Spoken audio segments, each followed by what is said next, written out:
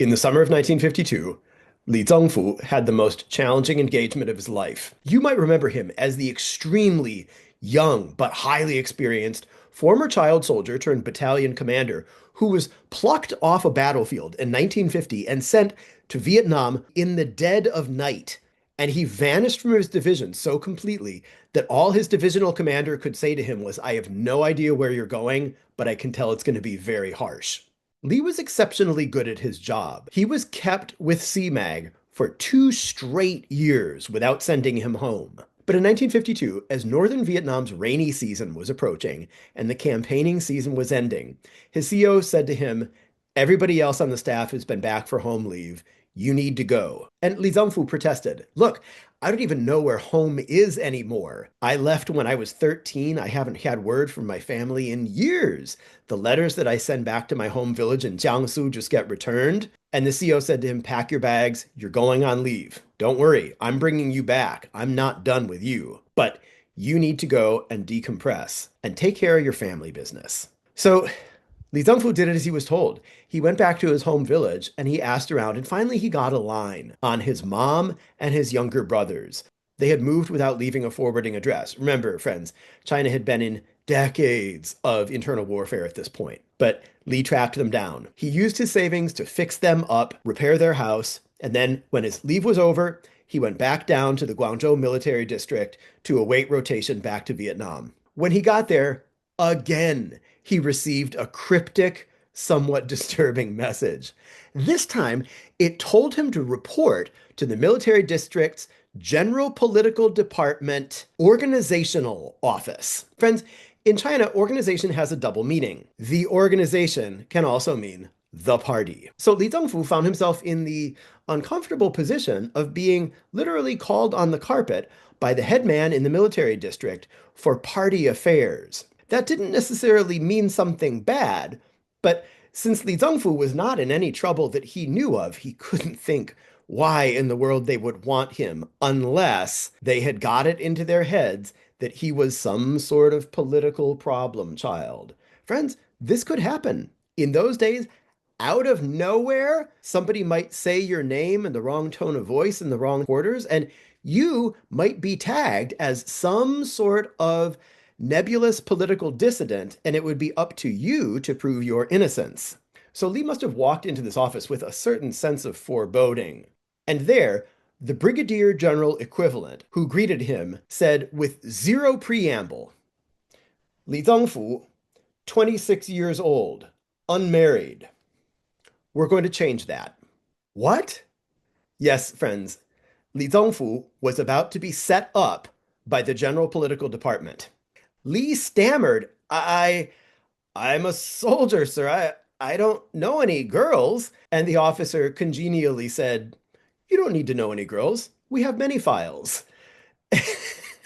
So Lee goes back to the BOQ, the Bachelor Officers' Quarters, where he's just a transient. And sure enough, a messenger comes that night with a stack of personnel files of single army girls. And the next day, he's brought back to the office, and the department head asks, okay, so who do you like? And Lee goes, I don't know. They all seemed okay. So the officer just looks down at the desks and he picks one file and hands it over and goes, how about her? What do you think? And Lee just goes, and the officer goes, great, I'll send her in. And sure enough, a few minutes later, this equally bashful young woman in PLA uniform, looking like a deer in headlights, is brought to sit at a table with Li Zongfu. And the brigadier general says to the girl, Comrade telegraphist, this is Li Zongfu. He's a regimental commander and quite a soldier. Why don't you two get to know each other? So he, he leaves the room and leaves them to talk. But Lee later recounted the two of them are just like looking down at their shoes, terrified, and then they look up and then they look back down again. And after a few minutes, the brigadier general comes back in and goes, so how are you two kids getting on? What are you talking about? And Lee goes, uh, I don't know. What are we supposed to talk about, sir? So now the brigadier general just sits down right there and goes, "Come on, talk." So this goes on like the world's worst middle school mixer ever. Except that Li Zongfu has led battalions and regiments in mortal combat against three different nations. And, and he later said, "This was by far the most terrifying thing I had ever done." So finally, the brigadier general stands up and he goes, "Okay, so what do you guys think?"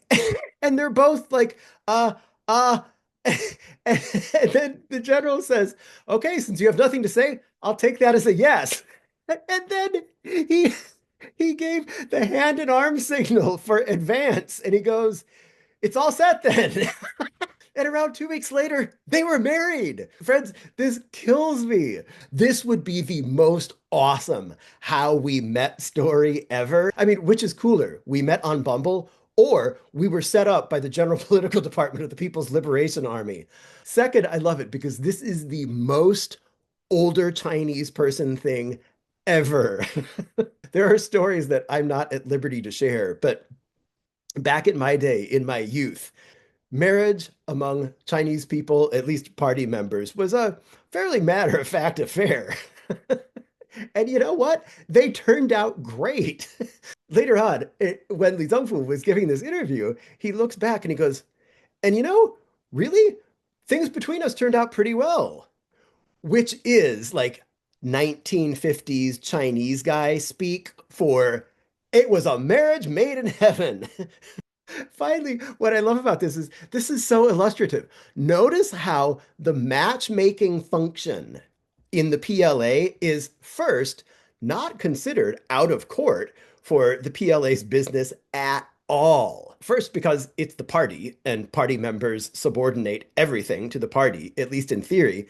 And second, because this is just how Chinese bosses are. But also, what's interesting and illustrative for us in this course in particular is remember, the business of the political officer is not just cramming down political ideology on the soldiers and officers, though make no mistake, that is definitely part of it. But also, the political officer is the morale officer and soldier welfare officer. And the traditional Chinese mentality was, well, of course, young people should be married. Let's get this done. Well, later, Lee remarked he realized that this had all been set in motion by his bosses back at CMAG, who had sent him on home leave and then written ahead to the political department, saying to the political officer, "Get this guy married for us." Okay, but why? Friends, welcome to Type 56, the story of China's army. I'm Jason Clower, and today we have a special episode about the wives and children of the advisors from the PLA to the Vietnamese People's Army. Today's episode is in honor of my son, Ke Yongren, who just completed his first year of service as a militiaman today. So let's solve this mystery. Why on earth would CMAG want Li Zongfu to be married? Well, let's solve that mystery together. Friends, you remember that in 1950, when Beijing was putting together CMAG, it got very, very close personal attention from Mao Zedong himself and from Liu Shaoqi, the number two man in the country, the vice chair, not the vice premier, as I misstated last time. At one of those very early organizational meetings in 1950, it just so happened that one of the leading members of the delegation, Luo Guibo, was married to a party member who was in the military, and Mao gave special permission for his wife to go down with him. So that set a precedent for military wives who were themselves in the army and used to handling secret party affairs, a precedent for them to go down with their husbands. What followed over the next couple years militarily was what, for purposes of our story, we're going to think of as a sort of like 2 year long warm up period when the Chinese advisors got familiar with the Vietnamese People's Army and their capacities and their needs. The Vietnamese leaders slowly sort of came to think strategically in a like-minded way with the Chinese advisors. For a long time, the Vietnamese leaders like General Giap really wanted to focus on Hanoi, and at least in Beijing and in CMAG, the view was the VPA leaders are focused more on real estate than on killing French Union soldiers, which is what Beijing really had in mind. That was the Maoist strategy of a war of annihilation, not a war of territorial gain and defense. But the spirit of CMAG was always we instruct, we advise, we opine even, but then we studiously leave the decision making to the Vietnamese because this is their war. We're here to help the Vietnamese and build them up. We're not here to add to hundreds of years of Vietnamese resentment about overbearing Chinese people coming down and telling them what to do.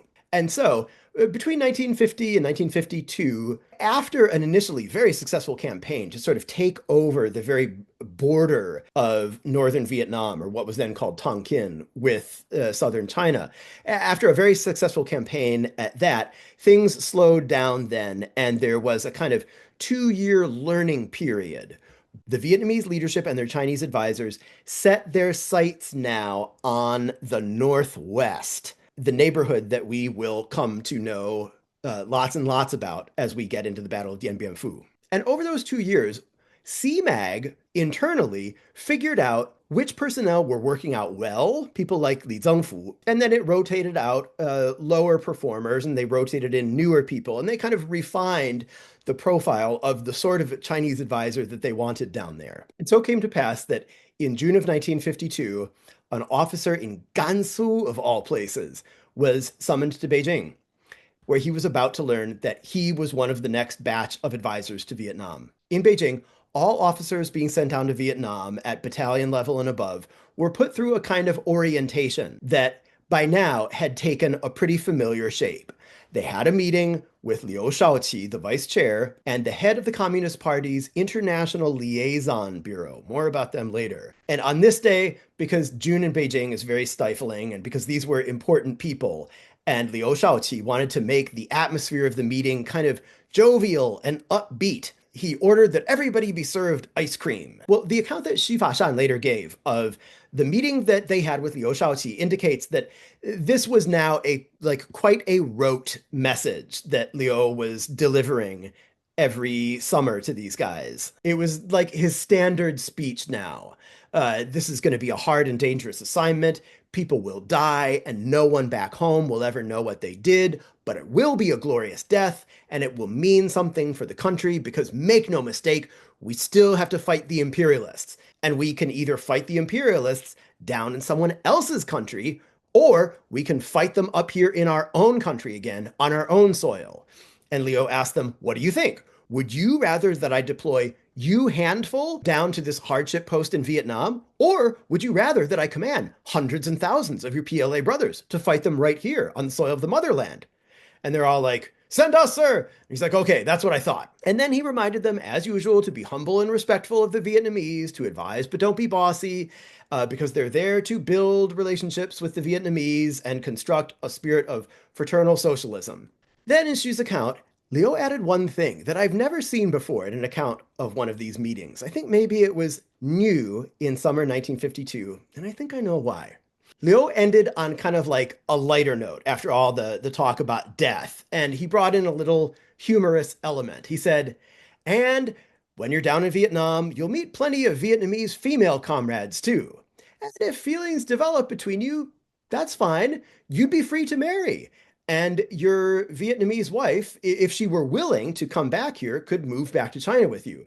And then he concluded by saying, just remember morality though, boys. It's not okay to lead some Vietnamese girl down the garden path and then chuck her. Friends, I think this is why they wanted to get unmarried advisors like Li Zengfu married.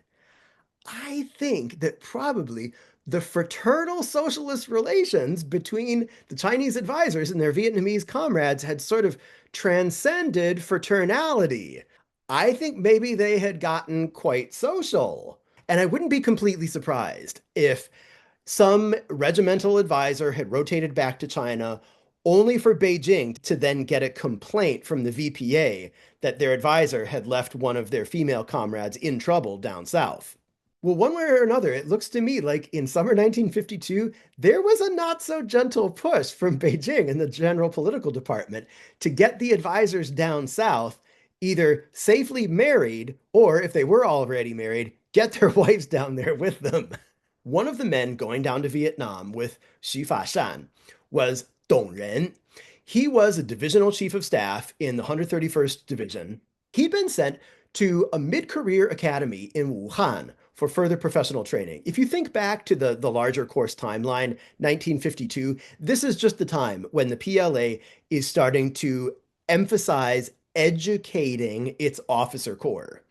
And so they're setting up professional military science programs to send their officers to guys who have already learned a lot about real world fighting and now need to sort of backfill some of the professional education.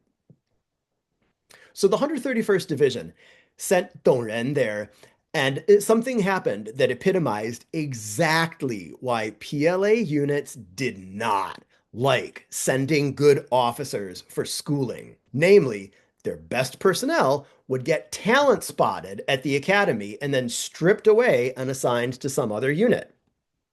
Well, that's exactly what happened to Dong Ren.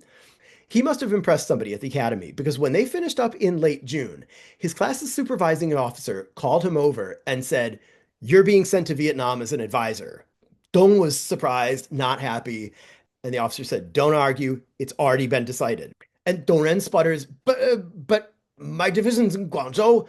I'll have to go down there and clear post. I at least have to tell them what's going on." And the officer said, "Stop. You tell nothing to anyone. Everything about this is a secret." Well, he must have sensed that Dong was about to ask, "Well, what do I tell my wife?" Because he added, "Don't worry about your family. I'll handle them." Well, that sounds ominous. What exactly does that mean? Well, Dong's wife was an army personnel officer down in the same division as Dong, where he was the chief of staff. That night, she gets a telegram at their home in Guangzhou in her husband's name, saying simply, "Bring all possessions to Beijing immediately." So she went and showed this to the CEO, saying, "What's this about?" And the CEO said, "Yeah, that jerk sent us one too, telling us to choose a bodyguard for him and send him with you up to Beijing. Who does he think he is?" Well, friends, the telegram didn't come from Dong Ren at all. It was coming from the International Liaison Department of the Chinese Communist Party. I have irrationally strong feelings about this place. First, because I used to live there. I mean, not in the office, but I used to live right in the neighborhood. I harbor such sentiment for that neighborhood. And second, because at this point in the early 50s, the job of the party's International Liaison Department was minor. They were just in charge of relations with fraternal socialist allies, especially Vietnam. But as time went on and the Cultural Revolution took full flight, that office was taken over by the country's and the party's most demonic personalities. And I use that word advisedly. It was a seat of unsurpassable evil for a time. Well, really, these imperious telegrams, supposedly from Dong Ren to his wife and to his divisional CO, they're really coming from the liaison department. So Dong's poor wife, she packs 7 bags and the last of their possessions, which is their 11-month-old daughter. And she gets them on a train from Guangzhou to Beijing, where she doesn't even have a seat. She's standing on this crowded train with bags containing everything they own and holding her infant daughter for 4 days and 4 nights as the train trundles from Guangzhou up to Beijing. Then she gets to Beijing. She's told by her husband what's going on, told that they'll be going to Vietnam, and asks him a very good question, which is, if we're just going back down south, why did I spend 4 days and 4 nights standing up on a train with a suffering infant? Why didn't you just tell me that in the telegram? And he's like, it was a secret. So she leaves her poor unweaned infant daughter with her mom and then goes with her husband on a train back down to Vietnam. And then they ride in the back of a truck through the hills of northern Vietnam, bouncing for 7 days and 7 nights on this truck with her puking over the side of the truck, carsick, to their new assignment. When they get there, Dong Ren and his newly arrived advisor comrades are told, "Welcome to Vietnam. we won't be staying here long. We're about to turn all of our attention to the northwest, to the area of a place called Dien. Friends, this has been Type 56, the story of China's army. If you like this sort of content, you might visit our Patreon page, or hit the thanks button, or simply like and subscribe. Either way, this course remains free to all the world's workers, soldiers, and peasants. Once again, I would like to congratulate our youngest militiaman, Ko Yongren, on completing his first year of service, and also salute Mrs. 56, our political officer, for her indefatigable work. Friends, I'll see you next time. Peasant soldiers of the night, proletarians who've sworn to fight, to institute the Marxist way by force of arms. They're the PLA, clothed in shapeless cotton sacks. Type 56 is on their backs. If they've 5 rounds to shoot today, then they're lucky men in the PLA. 3 by 3, they infiltrate. Fire volume's not that great, but they're hell on wheels with hand grenades and bayonets. In the PLA, reading works by Chairman Mao. They drill the tactics of Lin Biao. Whoops, he was purged just yesterday. They've airbrushed him from the PLA. Silent crawling through the wire, sparing use of rifle fire. Strike 1 point, on 2 sides faint. That's the way it's done in the PLA. Peasant soldiers of the night, proletarians who've sworn to fight, to institute the Marxist way by force of arms. They're the PLA, PLA, PLA, bum, bum, bum, bum.